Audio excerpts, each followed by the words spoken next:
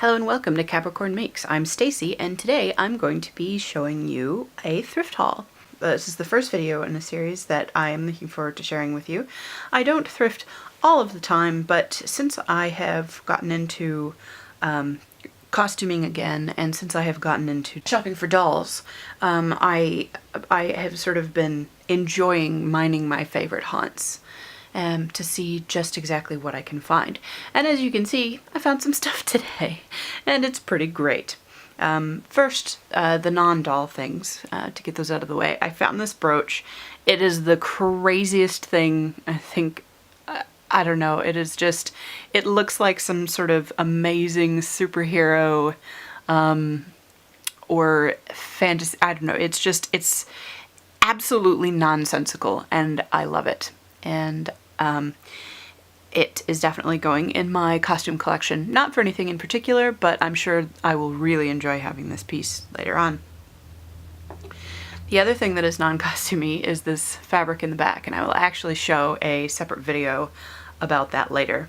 Oh, I also thrifted a scarf, but that's not a big deal. So the other things that are on the table, as you can see, I have gotten all of these little tiny picture frames. This is the smallest, and they're backed in red velvet. They are kind of like Victorian turn of the century-ish in their coloring and their designs. You've got ribbons and bows and flowers on this one. You've got the angels and hearts on that one, and then this one has the sort of irises. Irises? Is that what these tall ones are?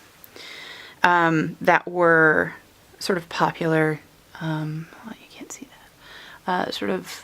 This is a taller frame. This is the biggest frame by far that I've picked up, and I think this could work if I put a mirror in the back. Oh, hey, there's me. Put a mirror in the back, or if even if I just put a picture, or pressed flowers, or there's all sorts of things that these could work for. I also got these chunkier frames. All of these stand on their own as well as are able to be hung, so that is quite nice. They're like plastic, not plastic, I don't know what you call this, but it's a synthetic. They're not carved wood or anything like that. So I got this one that is gold, or it has the gold trim, and this one also has like tiny gold beadwork in the middle of it. Neither of these photos are particularly interesting to whatever settings I would have them in, but that's fine. I just have more options now when I'm going to set stuff up. I found this little basket, and it's definitely a very ethnic feeling basket. Like, it immediately reminded me of some of the Native American things from when I was living in Colorado. The lid is attached, though it could be unattached fairly easily. It has the good color. I think it could work for my sort of nomadic Mongolian sort of setting, or anything that I might need that. I mean, I can separate them. This itself is I don't know, it's a good size. It's a good size, and I think, like, prop-wise, it will be... It's just a really versatile prop to have, and it's really well constructed. It's incredibly sturdy. So I'm really always... And it's not rough. Like, everything on here is very, very, very smooth. So I'm really quite pleased to have found this little thing with this sort of turquoise and deep plum detailing on it, so that's pretty neat. These brass pots are everywhere, little urns and pots and things. I need to finish cleaning this up. But I liked this one because it looks used. It's dinged around the rim. It's pitted. It's not especially, I think it's got like a fish on it, or, oh, actually there's like all sorts of, I think it's actually two crocodiles that are fighting. I'll have to actually do a rubbing on it, because I can't see particularly well because the surface is so pitted, but it actually, I think it may actually be fighting crocodiles, and then I think these are leaves. It says made, and then like random marks, like made in a, I don't have any idea what the provenance of this could be, but I'm happy to have it. It's a good size. I was looking for a larger size. I wanted something to feel kind of weighty in a presence, or in a set. So I felt this was a really appropriate size for that. On the smaller and more delicate scale, I found this lovely little two-handled vase. It has several flowers on this side and one flower on this side. And I really like the detail. It is fine bone china of Arthur price mark. So I'm not quite sure. It looks like it has actually been used and loved and well cared for at some point. By the same token, I found this tiny little box, which thrilled me to no end because it reminds me of the size that Anandal's Adley has, like that she picked up on her trip to Italy. I'm still working on peeling the paper off. I'm a little bit concerned because it is hand painted and you can feel the texture on it, and this was completely covered in tape. And I don't want to, like, it has been glazed, but I'm also a little bit concerned about damaging it because the box itself is actually blushed like a light pink, and it has some wear marks in it, and I don't want to worsen that any while I'm cleaning this up. So I might just very carefully sit there with some hot water and try and soak all the little last bits of goo off of this. And yeah, I love the size of this. It's so perfect. As I was leaving this store, I actually saw this in the window, and it doesn't close all the way. It's a glass mirrored box, like the bottom of it is mirrored, so I'll have to take the, I'll have to clean that up really well. Everything needs to be cleaned up. I don't know if you can see. Yeah, it's got like a butterfly and some grass. It's pretty innocuous. It's just, I think it might be etched, but I don't know. Yeah, it's etched on here. So I could either like further etch that if I wanted to destroy it or just clean it up and let it be. It's pretty inoffensive. I think for photo shoots you really won't be able to tell, but this is such a striking little box. I almost walked away from it, and I actually had to go back in the store, and I had $2 left in my pocket, which is what they were asking for it, and I gave it to a lady at the counter because I'm like, I think this is the coolest little mirrored box thing.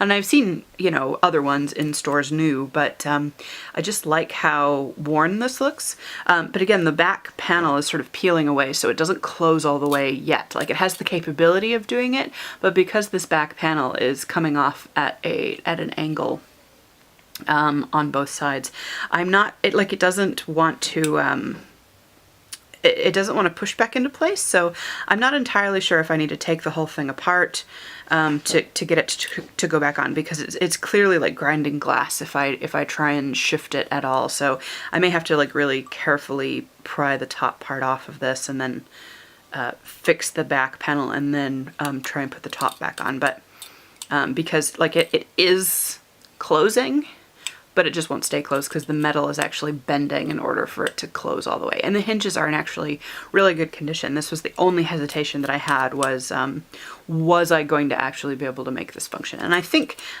it will, but I love the smoked glass. Like, I am not sure I've seen one when I was thinking about picking one up that had the smoked glass in it, and because it's smoked shaped glass, like each panel is faceted, it just gives a lot of textural interest to a prop, and I really enjoy that.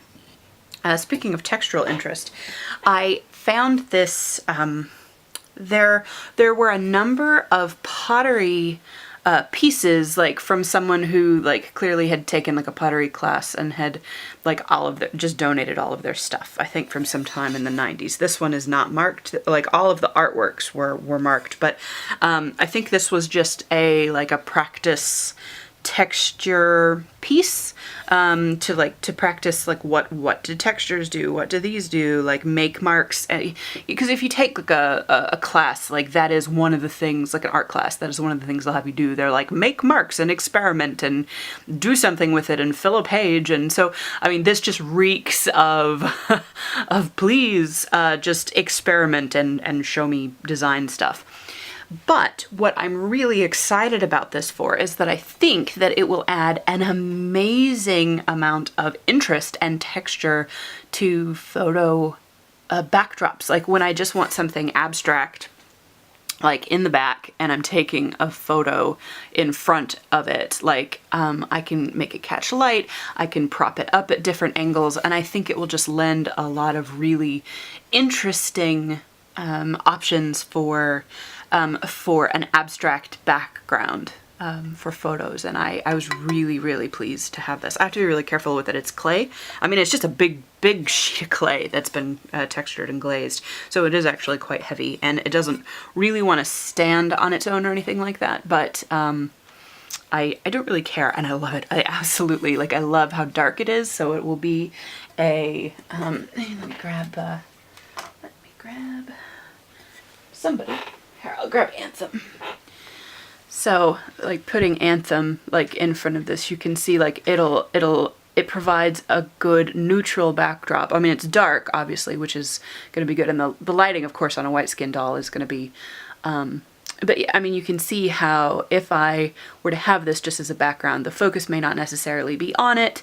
So even in soft focus, you're still going to get a lot of texture and a lot of different colors and depth to pictures that are going to be dark. And I mean, I can also paint this. Like I could paint it different colors if I really wanted to, but I don't need to, you know. I mean, it has, I mean, part of the thing that I really liked about it is that it has such variation in color. Like, I don't actually think I think it's just glazed, and I think a lot of, like, this area here has a lot of glaze on it, and you can see, like, a lot of glaze here, but then there are areas like this that don't have hardly any glaze on them. This area here that doesn't really have any glaze in it at all. I actually think this would have been glazed and then smashed flat, and so you get that really neat crackle effect, but then the base clay is showing through, and so it's like that in a lot of the raised areas. And I really, like, I can't tell you how pleased I am to just, I mean, clearly by the fact that I'm talking about it at length, but yes, I'm really, really, really, really happy with this, having found this. And oops, the last thing that I got that I haven't spoken about yet is this fabric, and I'm always after good fabric. I don't know how much fabric I'll show on a regular basis in these videos as I do them, but this certainly warranted mentioning. I mean, this pink stripe has like gold running through it. Oh yeah, you can see that. You can see the gold thread running through the shine there, and it's cotton. It's a really interesting, lightweight, but not fine cotton. I'm not really sure how that works. But what I really love is this, what I really bought this for is this brownish plum rose dark fabric that, and it has a silver stripe in it. Now what I actually want to do with this, and there is quite a lot of it, if I unfold it, you can see that there is actually more, significantly more of this in here. I haven't actually opened this piece all the way out, but there is quite a lot of this part of it. I actually want to make a pinstripe suit for the large doll. I said I am actually after a Doll Chateau Snowborn Human who's a 72 centimeter huge doll, and I want, like, when I envision him in sort of like pastels, but not, I imagine him in color. And so if he's wearing something more somber like a suit, it's going to be playful like this, where it's got like silver, it's got pink. I mean, this particular color is achieved by taking pink, like rose pink, and weaving it in with black, which is why like you get the dark black shadows, because some of the fiber is like in one direction it's black, and in the other direction it is pink. And actually, if I look at this a little bit closer, there is actually pink only running in one direction and black in two, which is why it is dark, as dark as it is. But yeah, so I am really, like, just in terms of fabric construction, because I do weave, being able to look at something like this and go, oh, that's so light, and the fact that it's so lightweight, it's really crisp, so it will take folds really well, really cleanly. So I can get really nice lapels, I can get really nice crisp seam lines, and you see it's just standing there. I mean, like, this is like standing by itself like a handspan up in here. It's the fact that it's really lightweight and really crisp means that it's going to just be really lovely to work with, and it will actually act somewhat like a linen suit. And I'm really pleased with this. Like, I think it's going to be absolutely enchanting as the final project. And I don't have the doll. I don't, like, it may be a year before this doll actually comes to me, but it was still worth buying this piece of fabric, which I think I got for $1. So yes, it's worth $1, and the time and effort to store it, to make sure that I have something like really awesome. I don't know what else. I mean, there is quite a bit of the colored side to it. I have, like, it's got this one green stripe in it here that is different. So you can see I could do striped skirts, I could do dresses, I could do bags. I mean, like, there are, this is cheerful and bright enough. It looks so strange. I'm gonna get this folded so you can only see the stripes, because the darker rose fabric being next to it really clouds the color of it. And this is not coming up color accurate at all on the camera, at least on my display. It may be better, but it's actually sort of watermelon colored. Like, the overall effect is sort of somewhere between watermelon and terracotta, which I understand are in different areas of the color wheel, but it's really quite lively and bright, and it just looks very dim on screen. So I'm hoping the colors do come out a little bit more accurately, and I think this would be fun for all manner of things, and I've got quite a bit here. Okay, now onto this really super crazy fabric. As you can see, this is currently a really bizarre black velvet. Wow, it just eats the light. Black velvet and sheer. The Chinese dresses, how are they pronounced? Cheongsams? Or I don't know how it's pronounced. I should have looked that up beforehand. But it is this, like, it has been burnt out. Like, these areas with the sparkle on it have been burnt out of the black velvet. And here, let me move it to one side so that I can pan the whole thing.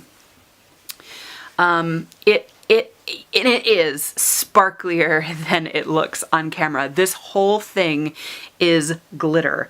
It is burned, glittered black velvet. There are these panels that are in here that are sheer, that are, I just don't even know. There's like raindrops and explosions, and I'm just gonna pull the fabric so that you can see how freaking glittery and crazy this is.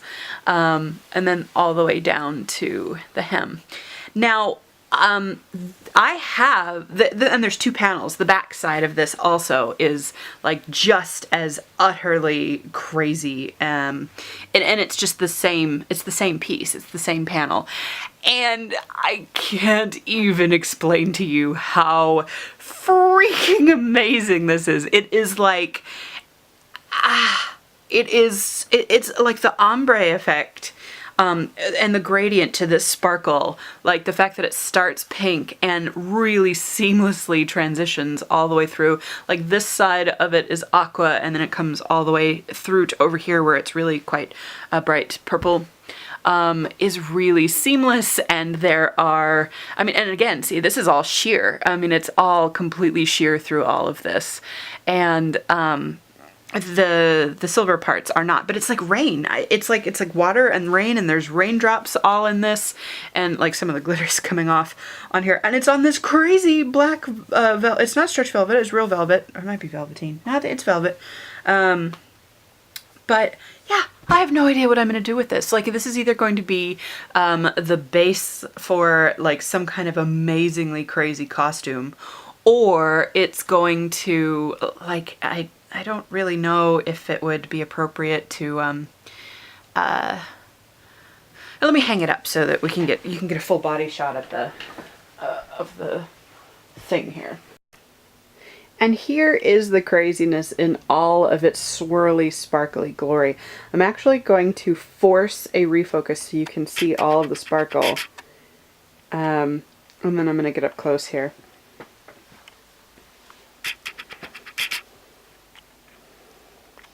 But I mean, look at all of this glitter. You can see why when I pulled this out of the rack, I was like, oh my god, this has to come. It does not want to, but yeah, there's all the sheer panels and the drops, like the raindrops that sort of fall down. When I first pulled it out, I thought it was like a peacock or something like that, but it clearly is not. And it's like these whole glitter panels are completely sheer. I mean, so you can see right through them. Like, there were a number of like rather questionable pieces, so I'm not sure what this would have been used for, and I'm not sure what I'm gonna use it, but I'm sure glad that I bought it. Alright, thank you for joining me, and I will see you in the next one.